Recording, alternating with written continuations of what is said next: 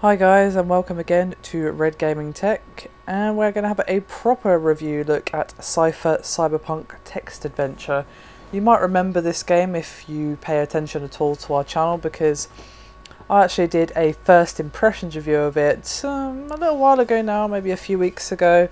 But regardless of all that, we've been asked to do a proper review of it by the developers, and yeah, I've gone and done so. Let's have a look-see, shall we? As you probably will be able to guess from the name, this is a text adventure and is very much like the old school text adventures that you may remember from your misspent youth. And it comes with everything that you would expect from a text adventure, including some of the more frustrating elements for people such as myself who may not be familiar with them. Regardless of all that, this game obviously has very little in terms of graphics. Basically all it is a big space for the text and a slight representation of what's going on around you for your character. As you can see on screen at the moment, it basically is your character and a small representation of where you are. It's all about reading the text and paying attention to what it says.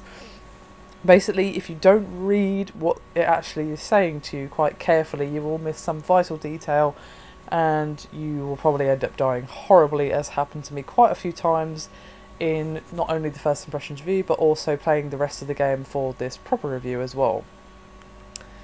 So yes, basically it pretty firmly plonks you down in the role of the main character, as in if you don't know something, then the main character doesn't know something. For example, if you haven't noticed that item in the corner, or if you haven't read it properly, as I said, you will get punished for it by not having all the items available to you. There's also quite an emphasis on basically exploration, if you can call it that. As I said, you really need to pay attention to your surroundings by looking around and examining the items you can pick up and good stuff like that. For example, so you can look at an item, as in you just look at it, but you can also examine it closely and maybe find some hidden clue or something like that, something a little more useful about this item than you might have originally thought, which is quite cool indeed. Basically, in place, you just have to use your imagination in place of the graphics and really pay attention to what the game's telling, because it does give you the tools in a weird way to solve the mystery, I suppose, but in a kind of obtuse way that I couldn't really wrap my head around. But it probably wouldn't be a problem for those of you who actually experienced with text adventures. To say I haven't played many of them would be a little bit of an understatement, to say the least. Unfortunately, there is some frustration that is a little bit unnecessary that's been added into the game because of some rather unfortunate spelling mistakes and a little bit of bad English here and there. For example, at the end of this review you might see a section where there's a payphone on the wall, except it doesn't say it's a payphone, it says it's a paid phone. So I was trying to figure out, well, does it want me to call it a paid phone, or will it be entered into the database or what have you as a payphone? It just basically adds a little more frustration than technically should be there. But more often than not, they don't get in the way hugely. It just kind of adds a little more complexity than is actually necessary, and made it a little more frustrating, especially for someone like me who isn't really that experienced with text adventures. I found myself getting stuck quite often. That isn't any fault of the games or anything like that. It's pretty much what a text adventure is supposed to be like. It's supposed to be challenging, and it's supposed to be able to bend your mind and present you with weird puzzles, and you really have to get yourself into the logic and the way the game thinks, basically. As I said earlier, if you're more experienced with text adventures, you'll probably find this game pretty good. I mean, it is a very good game. It's just not really for me personally, because I just found it far too frustrating, and I found myself getting far too annoyed at myself that I couldn't figure this stuff out. So it's not really for the beginner, I would say. It's a little bit unforgiving, but that's the way they always were, to be honest. If you didn't know what to do, it wouldn't help you in any respect. You basically just had to use your mind and nothing else. There are occasions where it kind of gently prods you in the right direction. For example, I don't know, say you want to open a door but it's locked, you know, you type in the open door command, it'll say maybe you should unlock it first. Something like that. That's basically the amount of help that you're going to get from this game. So when you pop along and download it, just expect a challenging experience. Yeah, and there's another thing as well. It does come with a rather extensive manual and a few other things to help you play the game.